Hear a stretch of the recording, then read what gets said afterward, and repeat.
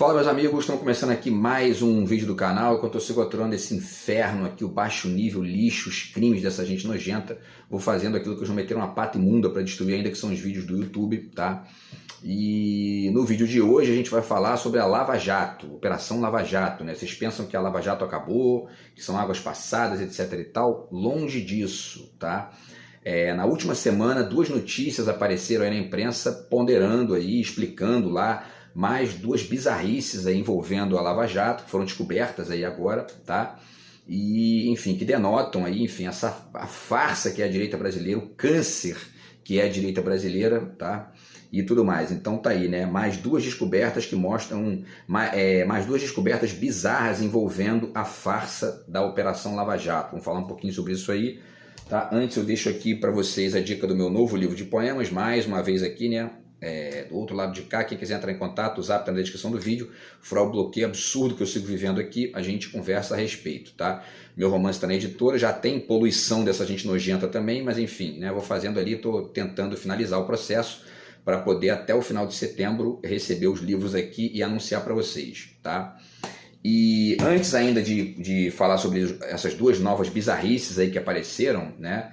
Vale deixar as dicas aqui também, né? Esse livro aqui Operação Lava Jato, tá? Que é um livro Crime, Devastação Econômica e Perseguição Política, Fausto Augusto Júnior, José Sérgio Gabrielli e Antônio Alonso Júnior são os organizadores, tá? Então segue aí a dica desse livro bem legal. Eu não li inteiro, eu li na verdade a introdução, o início do primeiro capítulo aqui, mas enfim, tem muita coisa interessante, tá? Muitos temas importantes aí e que explicam essa bizarrice aí que a gente viveu e de certa forma continua vivendo, vocês vão ver hoje aqui, tá? E esse outro livro aqui, que tem aqui a reportagem, né? As reportagens e as mensagens, né, que foram vazadas aqui na Vaza Jato, tá? Que foi aquela reportagem do Intercept Brasil, do Glenn Greenwald e tudo mais, enfim, mostrando, né, o conluio do juiz com o promotor para poder, enfim, né, criar essa farsa absurda que a gente viveu no Brasil aí, que trouxe uma quantidade gigantesca de prejuízos, tá? Uma dessas reportagens que eu vou apresentar para vocês hoje aqui é justamente do Intercept Brasil, tá? Então, pessoal, vamos lá. A primeira dessas bizarrices, né, foi noticiada pela revista Fórum, tá?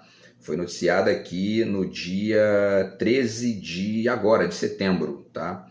E aí diz o seguinte: PowerPoint da Polícia Federal mostra conluio de Moro, Dallagnol e Gabriela Hard, né, que foi a substituta lá do juiz Moro, para desviar 2,5 bilhões de reais da Petrobras. Dallagnol foi condenado pelo STF a indenizar Lula pela habilidade com o marketing, como definiu o ex-procurador sobre o PowerPoint. A investigação da Polícia Federal foi remetida ao Conselho Nacional de Justiça e está nas mãos de Dias Toffoli no STF, tá? E aí, pessoal, a situação é a seguinte aqui, né? Relatório, porque a Polícia Federal fez um PowerPoint também, né? Para poder representar aqui os crimes do Dallagnol, do Moro e tudo mais, tá? Então, o relatório produzido pela Polícia Federal, a partir da correição do Conselho Nacional de Justiça, mostra em um organograma o conluio entre o ex-juiz Sérgio Moro, do União Brasil, né? O ex-procurador-chefe da Lava Jato, Deltan Dallagnol, do Partido Novo, né? E Gabriela Hard, que substituiu o hoje senador na 13ª Vara Federal de Curitiba para desviar 2,567 bilhões de reais para uma fundação que seria controlada por eles em hipótese criminal de peculato desvio, que na prática seria corrupção, tá? Então, enfim, essa é uma notícia, são 2,5 bilhões de reais, só isso, né? E aí vale dizer também que essas figuras, Sérgio Moro e Dallagnol, estão ali na política hoje, né, na política de Estado, né, enfim, um como senador e o outro foi cassado aí, né, mas foi cassado inclusive por outro motivo lá e tudo mais, e continua publicando um monte de bobagens aí, fazendo críticas vazias ao governo, etc e tal. Já fiz aqui vídeo também falando da ingenuidade do discurso dele, quer dizer, o Dallagnol é um infantiloide, assim, né? E o juiz Moro é praticamente um analfabeto, ele também tá o tempo todo bostejando bobagem, enfim, né?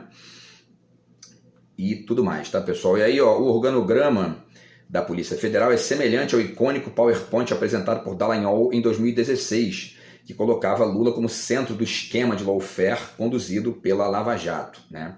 Em abril deste ano, o ex-procurador foi condenado a indenizar Lula em R$75 mil pela estratégia de exposição. Porque também é evidente, né? Tem, para além da estupidez do PowerPoint, da aposta que aquilo ali representava e continua representando, existe a questão de você ter sempre cautela ao tratar de questões que ainda não foram julgadas, que ainda não foram ali finalizadas, não teve, né, um julgamento totalmente finalizado. Tem que ter uma cautela gigantesca, ainda mais se você é o procurador, ou seja, se você é, enfim, uma parte do processo. E essa cautela, né, nem o juiz Moro teve e nem muito menos o Dallagnol, tá? Então, enfim, e isso também denota o quanto a gente tem que ter cautela com essas figuras que viram heróis, enfim, por nada, né? Ou por algum tipo de questão ali que não se estudou direito ainda e tudo mais. Não que as pessoas não tenham que ter heróis, mas enfim, né? Você tem que ter uma cautela com isso, porque muitas vezes acaba que é um herói farsante, né? Em mensagem revelada em 2023 pela Vaza Jato, Dallagnol fez chacota com sua habilidade com o marketing ao se referir ao PowerPoint a Bruno Brandão, né, diretor da Transparência Internacional no Brasil. Disse o Dallagnol o seguinte: como procurador estou dando para o gasto como comunicador, risos. Deixa que eu vou fazer um gráfico de bolinhas concêntricas com as 12 propostas e vai bombar na net. Disse em 20 de fevereiro de 2019, mais de 2 anos após a famigerada primeira apresentação para tentar incriminar Lula, né? Na verdade, existe ainda uma outra... É sempre interessante a gente ponderar como que os veículos de imprensa, mesmo os de esquerda, muitas vezes anunciam essas coisas, né? Não que isso aqui seja uma má fé e tudo mais, mas esse PowerPoint que ele apresentou não foi para tentar incriminar o Lula, né? Foi para difamar o Lula, né? É legal dizer isso porque esse é o ponto, né? Enfim, bom, e aí em relação ao conluio, a reportagem da diz, né, que o relatório a qual a Fórum teve acesso é assinado pelo delegado Elzio Vicente da Silva, da Polícia Federal, foi enviado ao Conselho Nacional de Justiça em abril deste ano. Em junho, a investigação foi remetida ao ministro Dias Toffoli, relator do inquérito sobre a Lava Jato no STF. O organograma mostra em 11 pontos o passo a passo do conluio entre Moro, Dallagnol e Gabriela Hard para tentar desviar os 2,5 bilhões de reais pagos pela Petrobras em indenizações em processos nos Estados Unidos. A estratégia começou em 20 de novembro de 2015, quando a Lava Jato inicia a cooperação legal com órgãos de investigação dos Estados Unidos, sem autorização das autoridades competentes no Brasil. Isso aqui também denota nitidamente um traço, assim, né, enfim, histórico e constante da direita brasileira, que é a conexão subalterna aos interesses dos Estados Unidos aqui na região, né? Na penúltima etapa, em 25 de janeiro de 2019, Gabriela Hard homologa a tentativa de acordo para repassar o dinheiro para a ONG, que seria criada pelo grupo que ficou conhecida como Fundação Dallagnol, né? Olha só. E aí está aqui o texto, né, da Polícia Federal, tá, descrevendo aqui a situação, né? O desvio do dinheiro só não se consumou em razão de decisão do Supremo Tribunal Federal, exarada no âmbito da ação de descumprimento de preceito fundamental número 568, que suspendeu todos os efeitos da decisão judicial proferida pelo juízo da 13ª Vara Federal de Curitiba, que homologou o acordo de assunção de obrigações firmado entre a Petrobras e os procuradores da República no Paraná, força-tarefa da Lava Jato, bem como a eficácia do próprio acordo, tá? E aí eles estão se referindo, né, ao último quadro do organograma baseado em fatos colhidos durante a investigação. Então tem aqui até uma foto do organograma, vou tentar deixar o link para vocês aí também, tá? E aí tem uma sequência e tal que começa no dia 20 de novembro de 2015, com a notificação que a Força Tarefa fez sobre a investigação da Petrobras nos Estados Unidos, tá? E aí vai indo aqui, né, e tal, tem aí Dallagnol, o Sérgio Moro e tudo mais, o acordo entre a Petrobras e os Estados Unidos, etc e tal. E no dia 25 de janeiro de 2019, a Gabriela Hard homologa o acordo 2,5 bilhões, tá? No dia 15 de março, pouco depois ali, 2 meses depois, né, o STF suspendeu cautelarmente o repasse, né, de maneira cautelosa ali, porque, enfim, né, essa gente é isso, né, a direita brasileira é isso aí, né, enfim.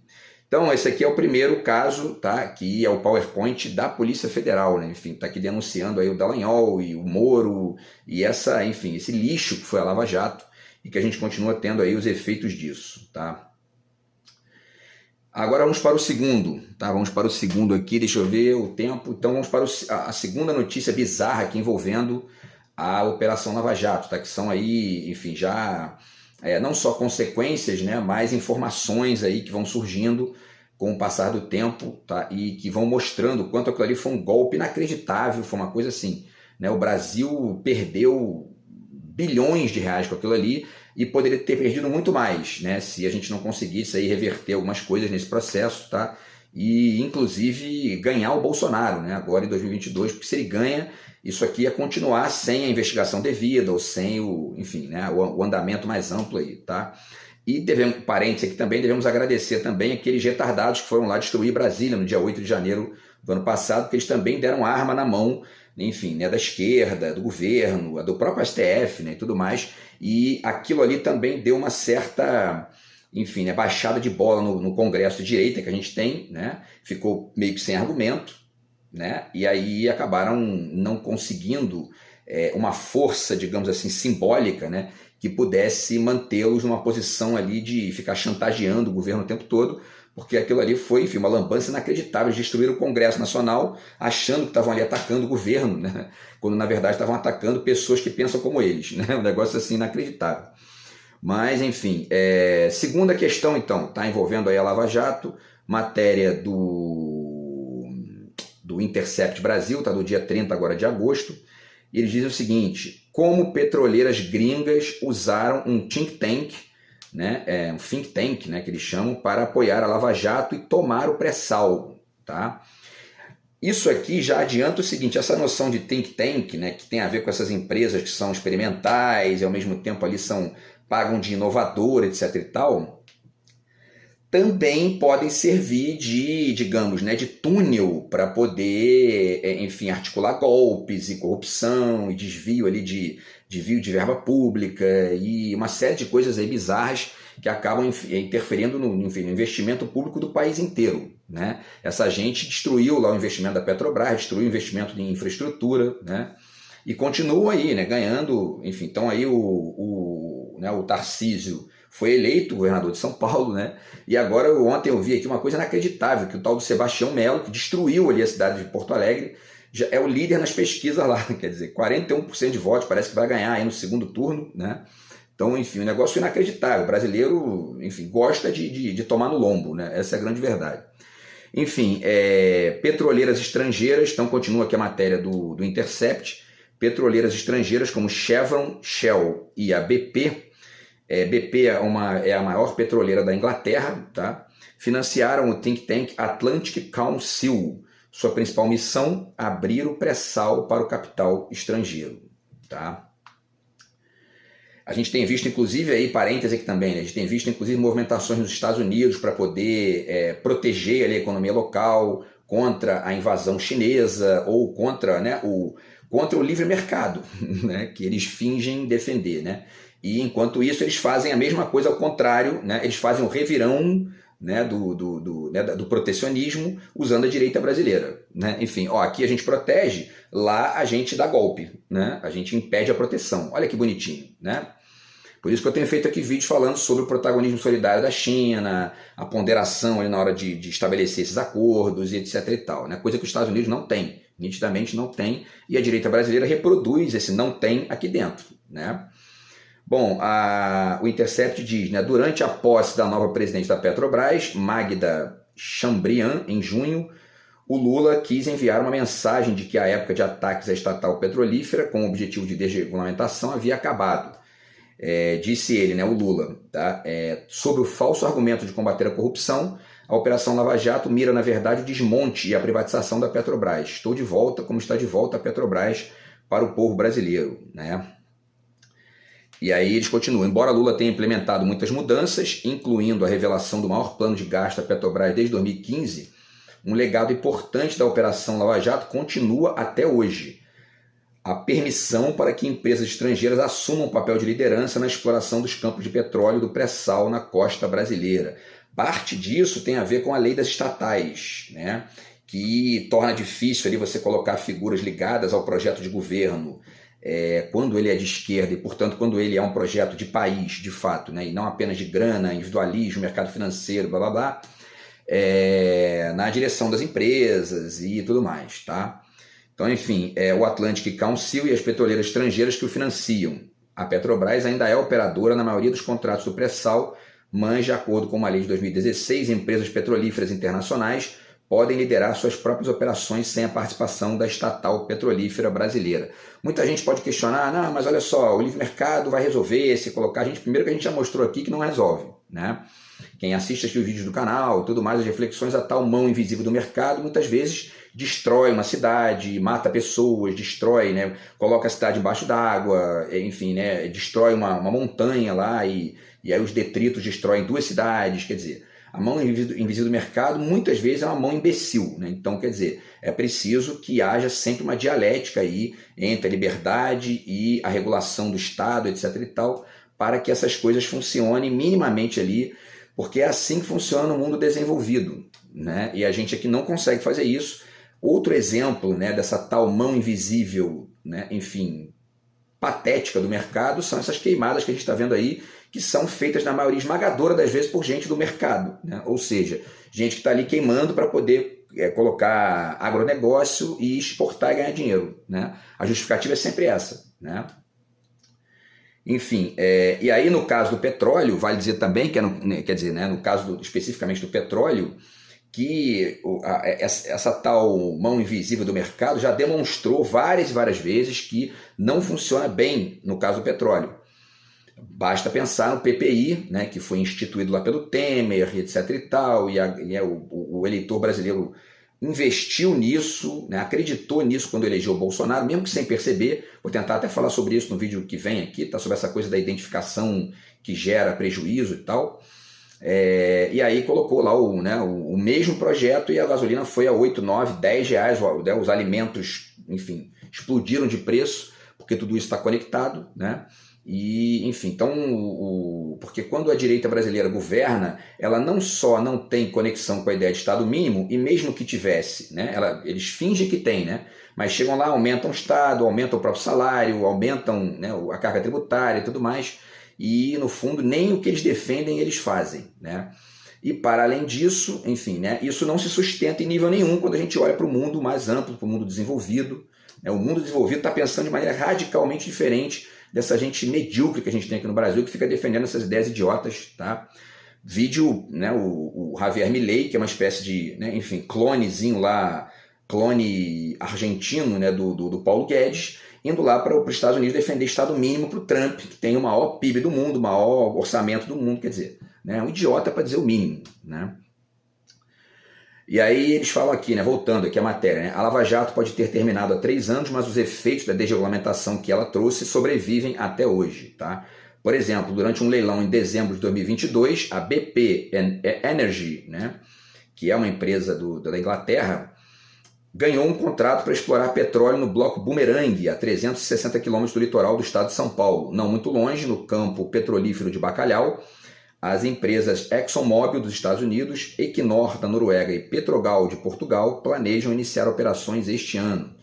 A Operação Lava Jato pode ter terminado há 3 anos, mas os efeitos da desregulamentação e da privatização que ela trouxe sobrevivem até hoje. Tá? No entanto, raramente se discute o papel de um think tank, eles falam americano, estadunidense nisso, né? O Atlantic Council. Foi durante um evento do Atlantic Council, em 2017, que o procurador-geral adjunto Kenneth Blanco, ao lado do procurador brasileiro Rodrigo Janot, anunciou a colaboração dos Estados Unidos na investigação anticorrupção. Parêntese aqui de novo. Normalmente, quando você escutar que existe uma colaboração dos Estados Unidos, desconfia. Desconfia porque os Estados Unidos não praticam o protagonismo solidário que a China está praticando e que alguns outros atores aí do mundo recente têm entendido a importância de agir assim. O negócio deles é sugar sem... Se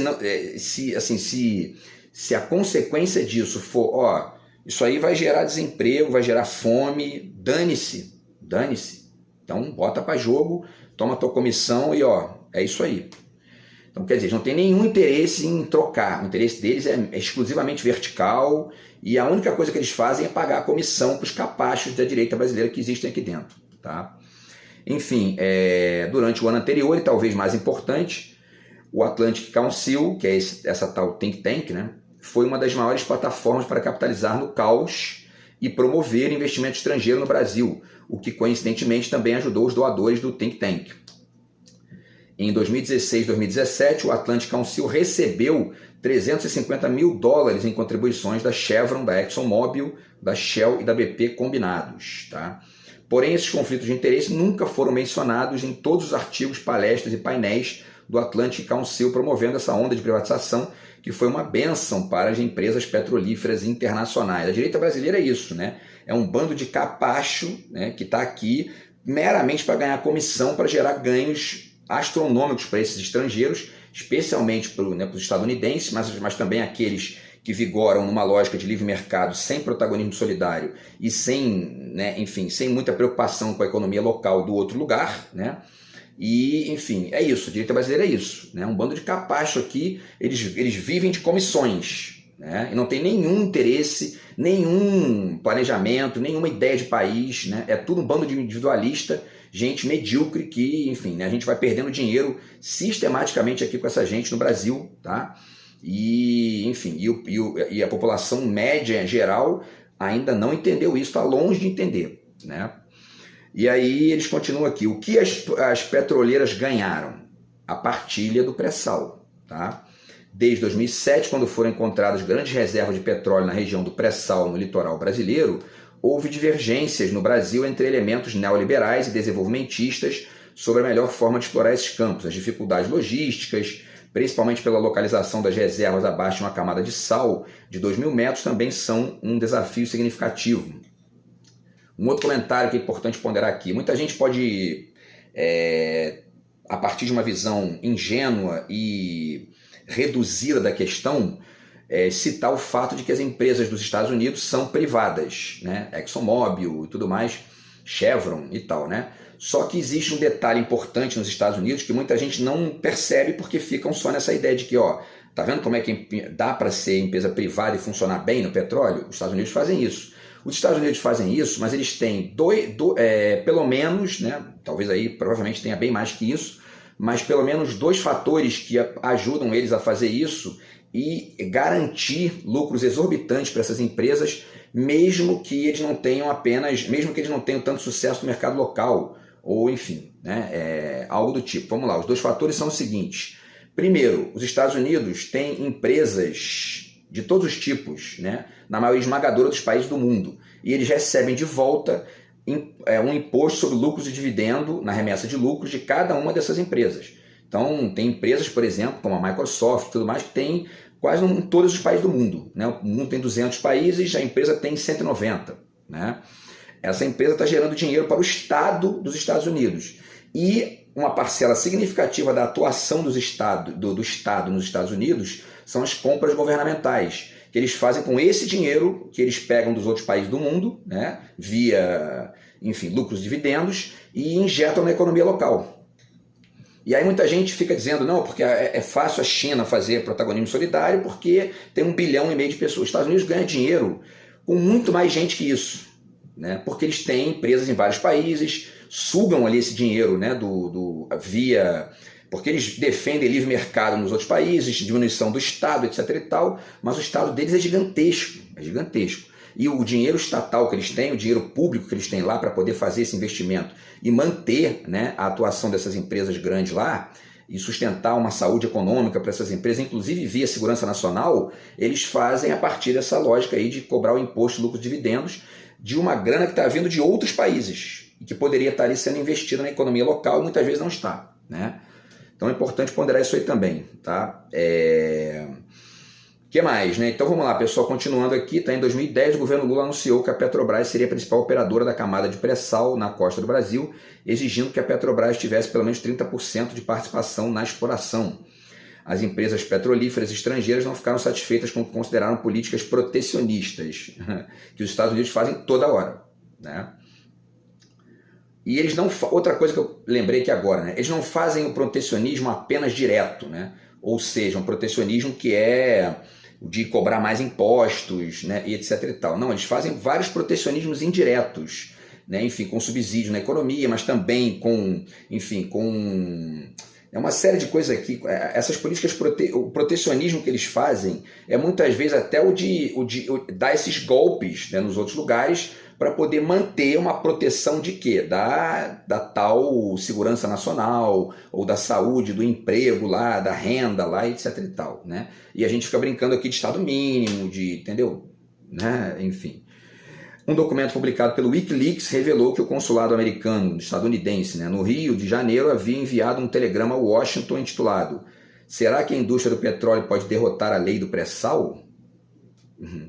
O telegrama detalhou as reclamações de executivos de empresas como ExxonMobil, Chevron e Shell, e Patrícia Pradal, chefe de relações governamentais da Chevron, foi citada no telegrama tendo dito que, abre aspas, a indústria tem travado uma dura batalha para aprovar mudanças na legislação, mas a Câmara dos Deputados não levou em consideração quaisquer preocupações da indústria. E quando eles chamam preocupação da indústria, eles estão realmente preocupados não com a indústria, estão preocupados com o próprio rabo lá, né? Esse é o ponto, tá?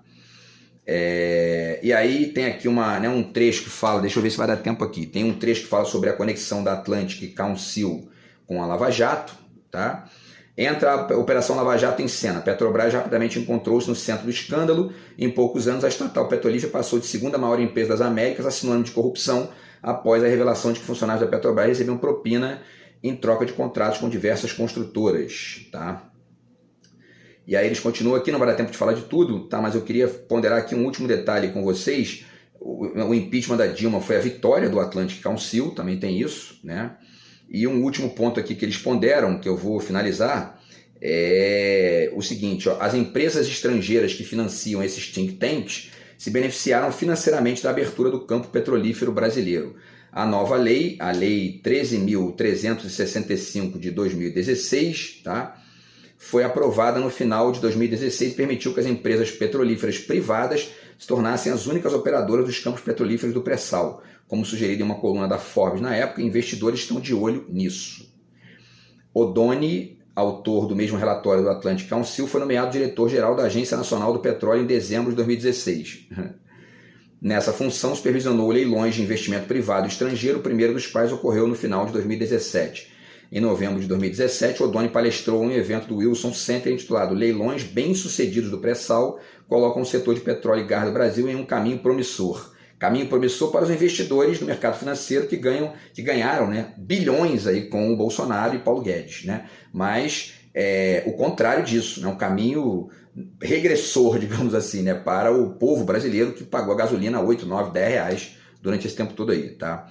A abertura dos campos do pré-sal no Brasil foi apontada como uma grande vitória no evento. De acordo com materiais promocionais do evento, no Wilson Center, o leilão foi um estrondoso sucesso, com ExxonMobil, State Oil da Noruega, Shell, Total SA e BP entre os participantes do leilão. Um conflito de interesses descarado, mas totalmente impune, tá? Eles finalizam aqui. Nenhum desses relatórios ou eventos mencionou os conflitos de interesse. Nesse mesmo ano, a Chevron doou pelo menos $250 mil ao Atlantic Council. O CEO e presidente do conselho da Chevron, John Watson, também fez parte do Conselho Consultivo Internacional do think tank. Tá? Eles continuam aqui e tal. As empresas estrangeiras que financiam esses think tanks se beneficiaram financeiramente da abertura no campo petrolífero brasileiro. Chevron, ExxonMobil, Shell e BP, todos receberam contratos de exploração do pré-sal no Brasil. A Shell, por exemplo, anunciou um investimento de $10 bilhões ao longo de 5 anos no final de 2016. Pedro Parente, novo presidente da Petrobras, chamou a Shell de nossa parceira muito importante durante sua palestra no Wilson Center. Então, assim, essa gente, né, Pedro Parente, essas figuras aí, né, para finalizar, né, essa gente dá palestras, eles ganham milhares de reais, 50, 100 mil reais para dar uma palestra, para vender o Brasil a preço de banana para essa gente lá fora e gerar lucros, né, para gringo, e a gente fica aqui, enfim, né, com essa, né, com o Estado brasileiro engessado por essa gente, e ao mesmo tempo os mecanismos todos aí de infraestrutura, etc e tal, investimento, sabotados para poder botar dinheiro na mão de rentista que muitas vezes, enfim, né, estão ali meramente para ganhar dinheiro mesmo, entendeu? Então essas são as mais do isso aí foi um efeito também da Lava Jato. Moro e Dallagnol, né, e a tal da Gabriela Arras também, a sua patota, geraram prejuízos assim, astronômicos e muitos deles ainda não calculados para o Brasil, para a economia brasileira, para o povo brasileiro e tudo mais. Tá? É o caso de estudar e refletir sobre isso. Tá? Então a gente vai continuando aqui, enquanto esses animais não destruírem, eu vou fazendo aqui os vídeos do canal, beleza? Grande abraço aí, tamo junto, fui.